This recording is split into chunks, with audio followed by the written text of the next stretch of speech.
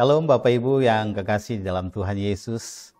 Puji Tuhan, hari ini kita tiba di dalam Kisah Rasul yang ke-15.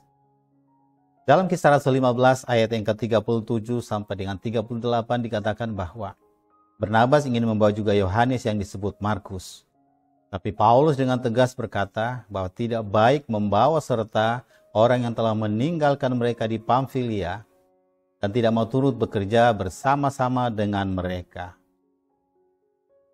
Bapak Ibu yang kekasih dalam Tuhan Yesus, hari ini kita mau belajar dalam sisi yang berbeda dari seorang hamba Tuhan bernama Barnabas. Barnabas dan Paulus pernah dikecewakan oleh Markus yang terlibat di dalam pelayanan mereka bersama-sama sebelumnya. Markus meninggalkan Paulus dan juga Barnabas di dalam pelayanan mereka sebelumnya. Dia kembali ke Yerusalem. Hal ini membuat Paulus kecewa. Dan ketika pelayanan berikutnya, dia tidak mau Markus terlibat di dalam pelayanan ini. Barnabas mencoba melihat dalam sisi yang berbeda. Dia tahu bahwa Markus bisa berubah. Markus dipakai Tuhan. Oleh sebab itu, dia mengajak Markus untuk terlibat di dalam pelayanan berikut. Bapak Ibu kekasih, Markus pernah mengalami kegagalan sebelumnya di dalam pelayanan. Kita tahu bahwa dia bisa berubah. Kita juga pernah mengalami kegagalan di masa lalu. Tetapi kita diberikan kesempatan untuk berubah di masa-masa berikutnya. Barnabas melihat dari sisi yang berbeda ini, di mana ada kesempatan yang dia bisa berikan kepada Markus untuk berubah.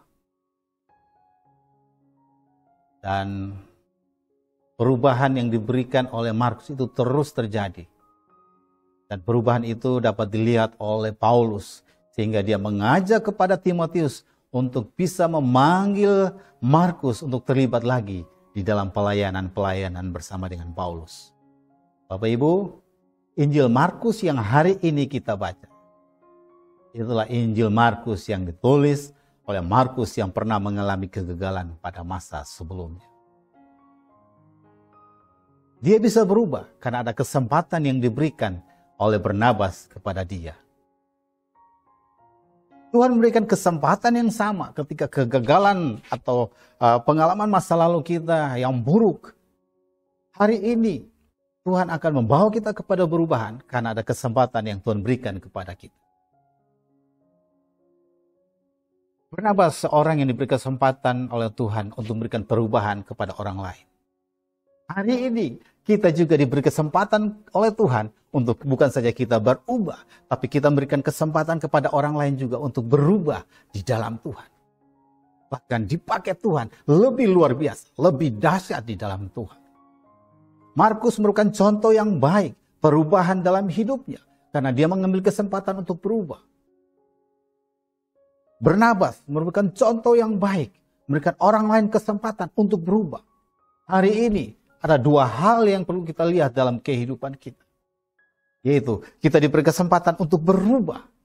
Tapi kita juga diberi kesempatan untuk berubah, mengubahkan orang lain di dalam kehidupannya. Bahwa Tuhan bisa memakai dia lebih hebat, lebih dahsyat. Roh Kudus bisa bekerja menjamah, memberikan perubahan dalam kehidupan kita saat ini.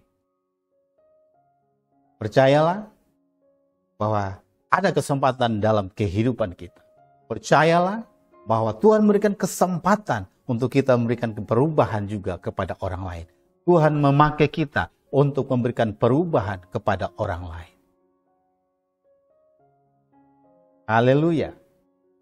Mari kita sama-sama menjadi orang yang berubah, menjadi orang yang bisa memberikan perubahan kepada orang lain lebih baik lagi. Tuhan Yesus memberkati kita. Shalom.